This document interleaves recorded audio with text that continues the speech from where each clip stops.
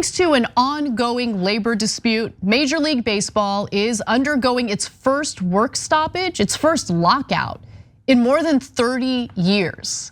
Now, MLB Commissioner Rob Manfred, who has no chill, announced a lockout after a 5-year collective bargaining agreement between the owners of the 30 clubs and the players expired.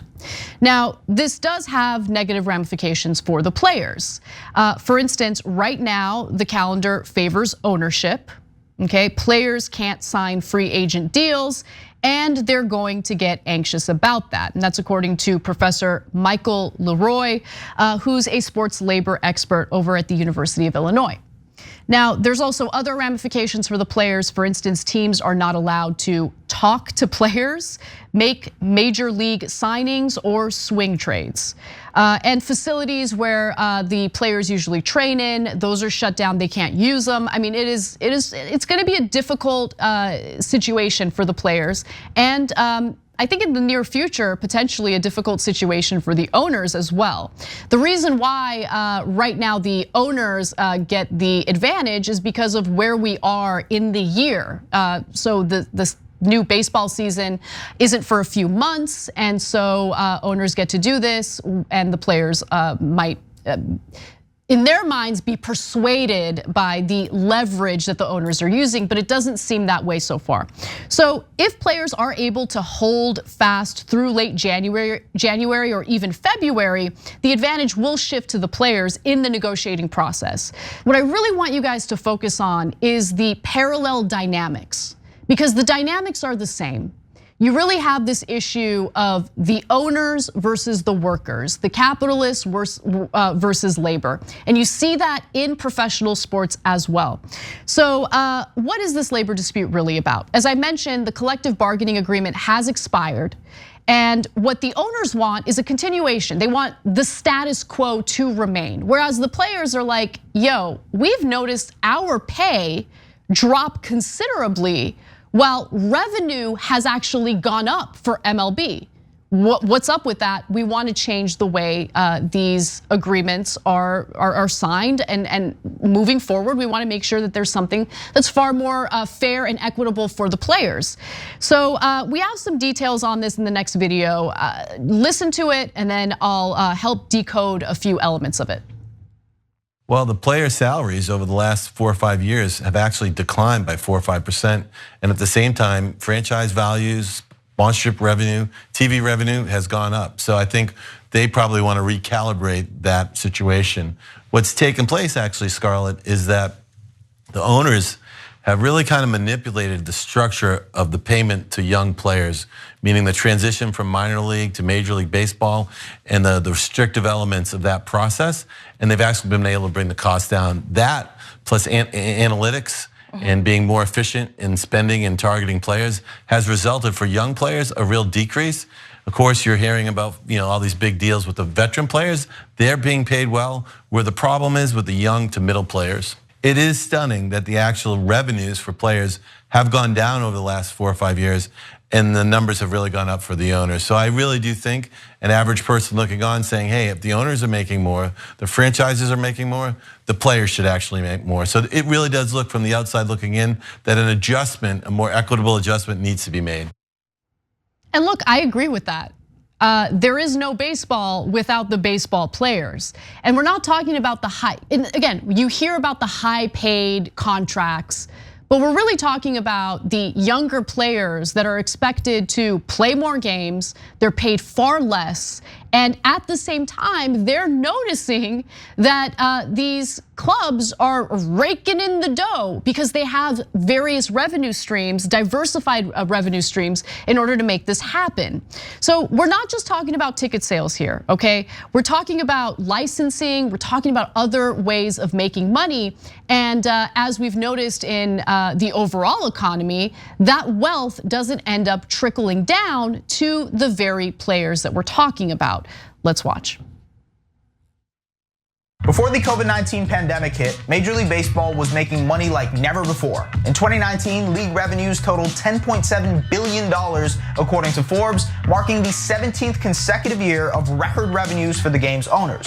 all of whom, it's worth noting, have seen the value of their franchises increase exponentially in recent years too. So that financial growth has to have trickled down to the players, right? Wrong. According to the Associated Press, the average player salary has actually dropped more than 6% since the start of the 2017 season, while the median salary has plummeted a whopping 30% since the start of the 2015 campaign. In fact, while many fans tend to view these labor disputes as billionaires versus millionaires, nearly 2/3 of the players on last year's opening day rosters had salaries under $1 million. And if you pay attention to the graphic that was flashed at the end of that video, not only do 2/3 of the players make less than $1 million, 35% make less than $600,000. Now again, we're talking about huge chunks of money. I don't make $600,000 a year, right? That's a lot of money. But the longevity of a professional athlete's career is incredibly short. And remember, they're the players, they're the ones who are generating the revenue. And it looks as though the clubs, the owners, are just taking in a massive portion of that revenue for themselves and not sharing it with the players. That's the issue at hand, right? And there's also a lack of transparency. The clubs refuse to be transparent about the financial situation of the clubs, and the players are like, well, it's really hard for us to know if you're treating us fairly or paying us fairly if you refuse to be transparent about the financials. Now, I do want to talk a little bit about the longevity of players because it's not as if they have lengthy careers. It's not like they play baseball until they retire at 65. That's not how it works, obviously. But how long is the average baseball player's career? Well, a rookie position player can expect to play 5.6 years. 1 in 5 position players will have only a single year career.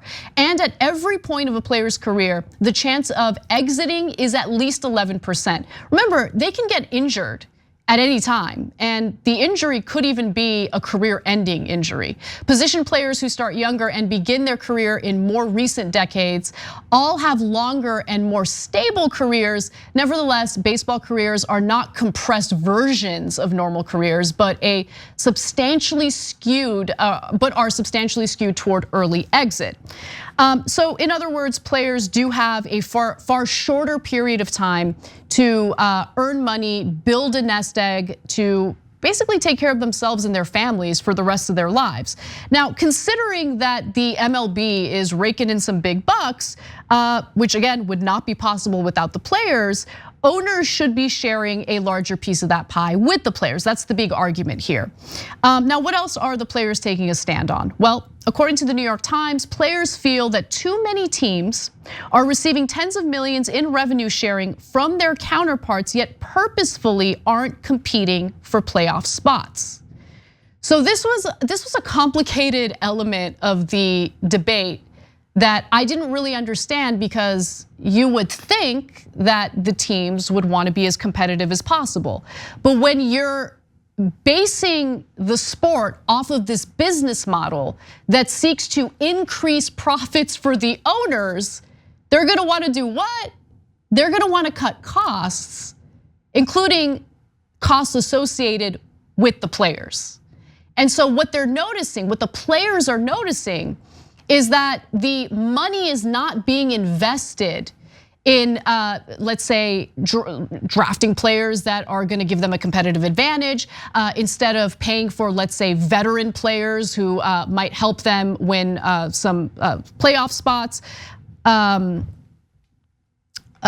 Yes, playoff spots. What they're doing instead is they're paying for players that are cheaper.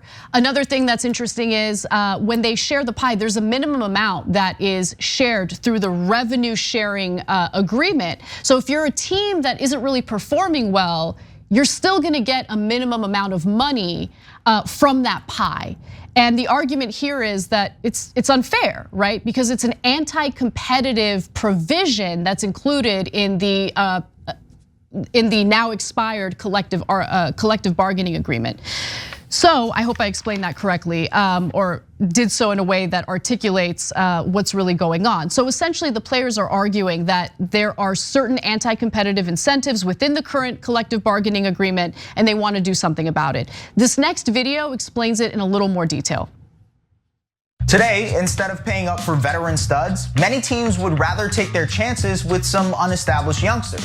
After all, the current CBA allows teams to pay players the league minimum for their first 3 seasons in the majors, and their salaries are capped by the arbitration process for the next 3. And of course, with those perverse incentives, many teams are content to just flat out tank. In fact, super agent Scott Boras recently characterized the current state of baseball as a race to the bottom.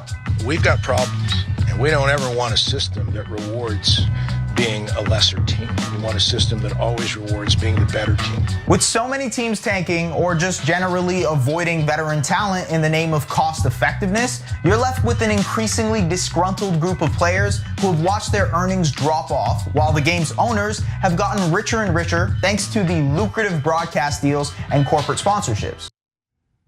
Yeah, what that guy said. He said it way better than I did. So I'm glad I chose that video because it's a good explanation of why the players are so frustrated, especially if you're a player for one of these teams, one of these clubs that is very clearly not doing what it takes to be competitive, to win, make your way to the playoffs.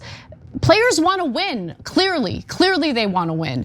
And so, look, the dynamics here are just so similar to what we're seeing in other workplaces.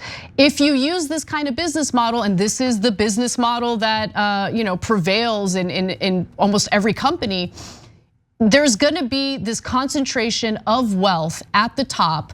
And the workers, yes, while they might be better paid workers in the case of professional athletes than other workers, end up getting a smaller piece of the pie, even though they're the ones who are generating the revenue in the first place, right?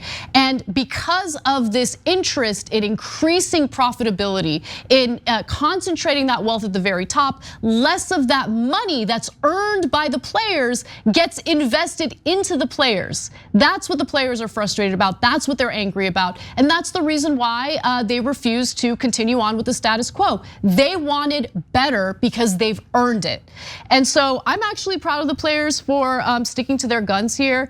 It is a difficult situation because, as I explained earlier, you have the owners who have the advantage considering where we are in the season, right? In the preseason, I guess you could say.